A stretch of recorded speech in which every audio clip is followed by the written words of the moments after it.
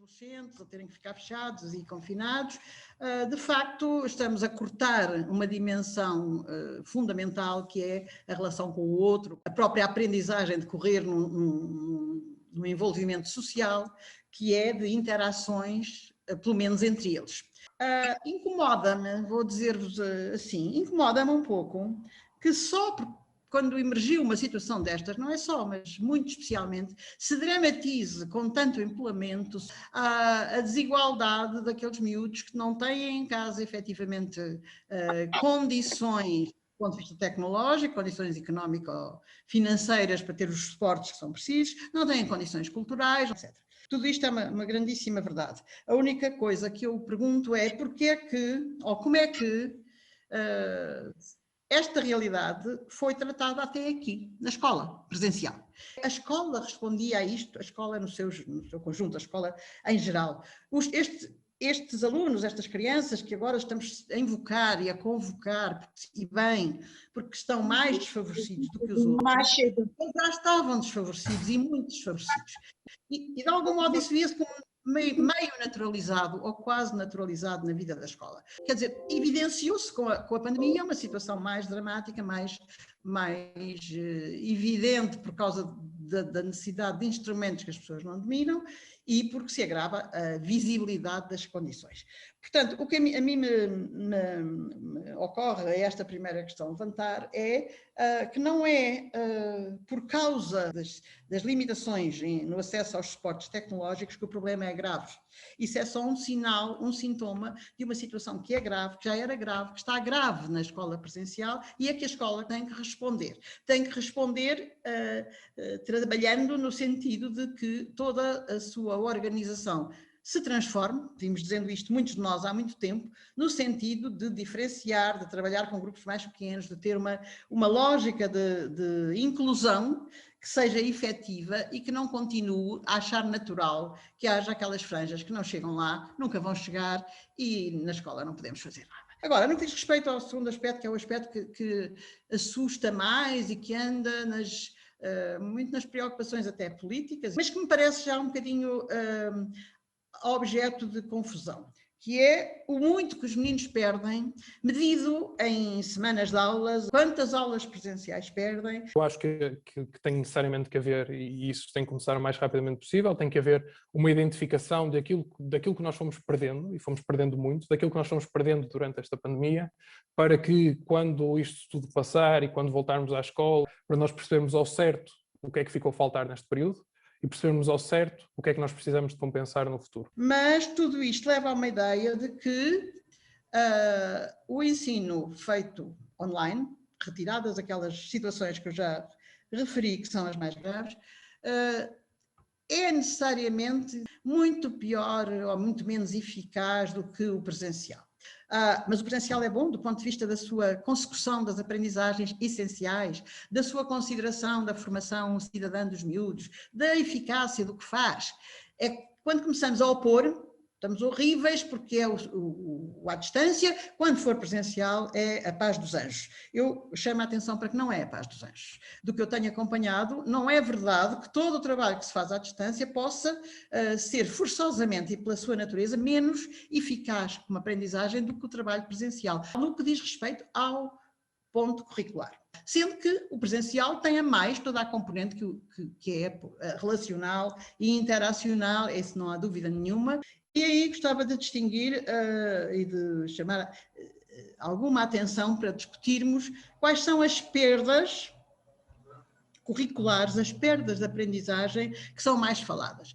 A situação aula, que é o nosso modelo clássico, é alguma coisa que se deva replicar no ensino online? Ou, pelo contrário, não só não se deve replicar, como o online abre possibilidades de trabalho muito diversas, que se forem digamos, decalcadas do ensino presencial no formato que o temos da aula, maior parte das vezes positiva, temos que admitir que isto ainda é assim maioritariamente, se isso for transferido para o trabalho online, coitadas das crianças e coitados dos alunos, e mesmo no presencial também já digo coitados, porque na verdade é uma unidade de aprendizagem medida em tempo, quanto tempo é que eles estão a ouvir professores.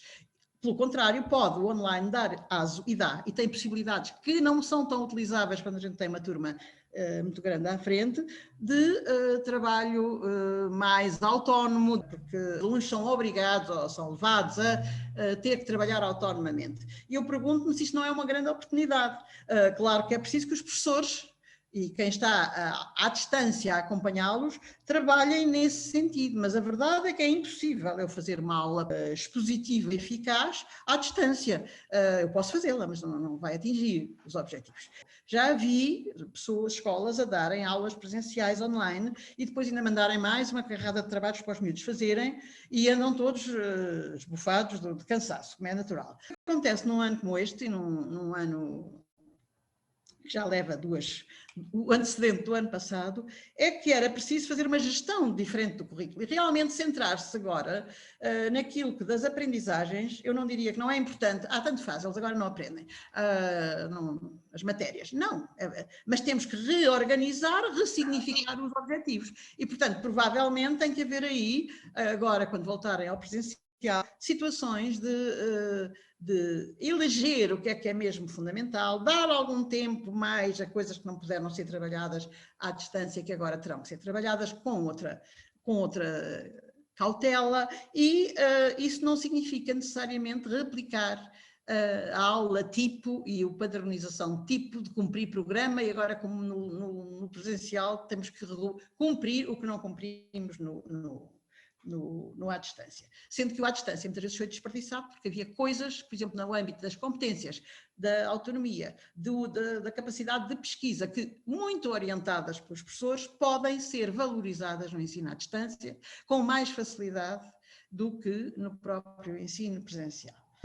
Porque o currículo, na minha sempre repetida ladainha, tem a ver com conteúdos e com processos e com operações mentais.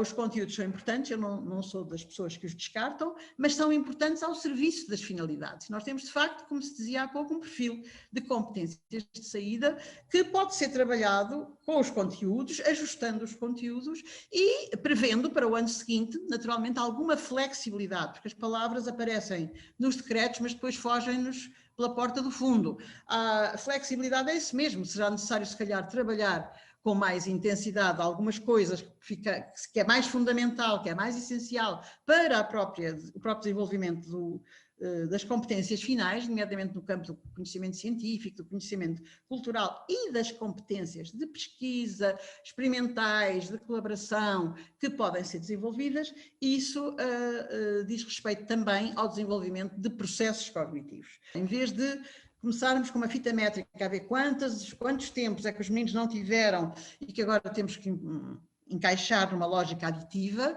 dentro dos mesmos processos que se faziam, pelo contrário, reconverter processos, introduzir recursos tecnológicos que se aprenderam a usar e que podem vir a ser ganhos e, sobretudo, incluir maior autonomia dos miúdos e maior trabalho de conjunto reflexivo dos professores. Como recuperar? É assim, para recuperarmos temos que admitir que o que tivemos a fazer até agora estava mal. Na minha experiência, não sinto que fiquei assim tanto para trás com esta pandemia. Sinto que os professores se adaptaram, sinto que nós nos adaptámos. Claro que estamos a falar de mais velhos, se calhar com os mais novos é diferente. Acho que devíamos aprender com aquilo de bom que podemos tirar daqui, com o trabalho da autonomia, no fundo com a adaptação.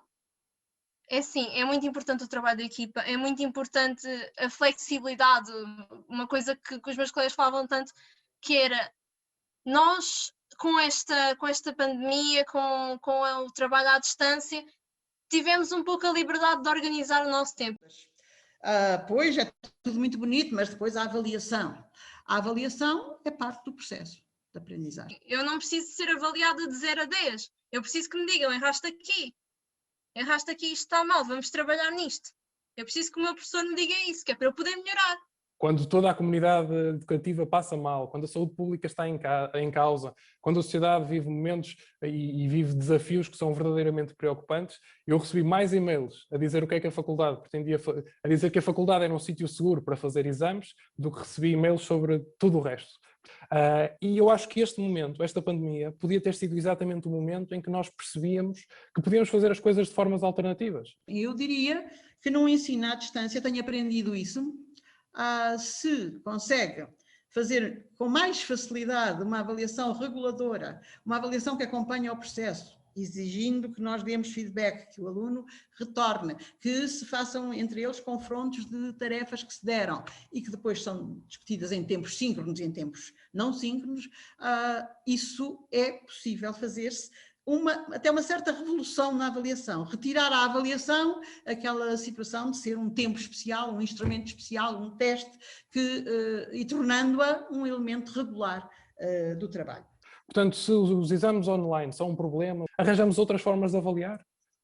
Promovemos o trabalho colaborativo, promovemos o desenvolvimento de trabalhos ao longo dos períodos ou dos semestres e, portanto, tiramos esta componente excessiva do peso do exame, da avaliação formal, do teste escrito e deixamos de ter esta preocupação constante, que a determinado momento era a preocupação que eu mais sentia, que era se há exames ou se não há exames. Os tempos da escola são separados em tempo de matéria, tempo de ensino e tempo de avaliação. E na universidade ainda mais. Não é? Agora, tempo de exames, e que era preciso saber se os meninos podiam chegar aos exames, e não há homóloga preocupação com como é que se trabalha ao longo do semestre e como é que se pode introduzir ao longo do semestre a avaliação, sem prejuízo de que haja um momento final que a mim não me repugna. O que não pode é ser dominador sobre tudo o resto. A possibilidade da avaliação ser muito mais formativa à distância, ou ser formativa, não vamos dizer muito mais, acresce do ponto de vista tecnológico. Se houver uma boa gestão tecnológica, uma boa gestão das estratégias de trabalho, que quanto a mim são essas que deve transportar depois para a escola presencial.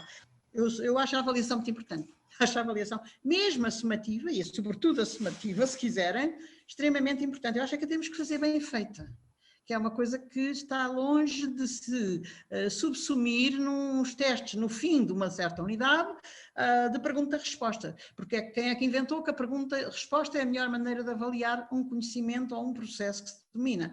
Estamos convencidos disso só porque é prática, é de papel e lápis. É sumativo, que não quer dizer classificativo. O que a gente tem uma obsessão é com a classificação. O instrumento social da avaliação é a classificação, que é a moeda de troca em toda a vida social. As competências de que estamos a falar, de que eu também falo, e que são as do perfil, são construídas sobre os conhecimentos, quer dizer, isto a escola faz isto como se fosse separado, mas a verdade é que se eu quero ser um médico competente, um profissional competente, ter um bom perfil à saída à saída do secundário com aquelas competências, isso tem que ter sido construído com a construção do conhecimento mobilizado para o uso. O problema do conhecimento da escola, tal como ele o passa para exame e para teste, é ser um conhecimento muitas vezes estéril. Não significa que o conhecimento o conhecimento é a base da competência. Mesmo as competências mais atitudinais são construídas sobre conhecimento. A Ana estava a falar de preparar-me para a medicina, querem que eu tenha aos 19. Sim, mas se eu for bastante competente e souber bastante, não me faz diferença nenhuma ter um exame que me dá 19. A situação não é essa, não é por causa de ser umas coisas mais e outras menos, são coisas que são trabalhadas na escola, dissociando-as e tornar um cidadão competente, informado, culto, capaz de entender o mundo e saber as coisas, é mobilizar muito mais conhecimento. A escola tem fama de investir no conhecimento e de descurar as competências. Para mim não é verdade. A escola não investe no conhecimento e por isso é muito fraca a investir nas competências e dá-lhes às competências às vezes uma leitura floreada que não é verdadeira. Portanto, a participação, o trabalho de grupo, essas coisas todas da autonomia é na escola destinado ao aprofundamento do saber, do conhecimento que torna as pessoas mais poderosas e é por isso que lá vão. Mais uma vez, nós não estamos a ouvir os alunos para tomar decisões. Parece-me que a questão de os alunos estarem presentes quando são tomadas as decisões, estarem presentes quando as decisões são analisadas na praça pública ou nos meios de comunicação social, é muito importante. Não só para as decisões que são tomadas,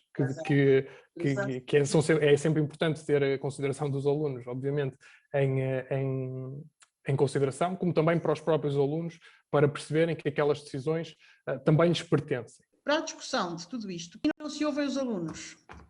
mas ainda se ouvem menos os professores. Eu fico um bocadinho impressionada com o devido respeito pelos 2 representantes das associações, quer dos diretores, quer de pais e outras que também foi referido, que não são convocadas.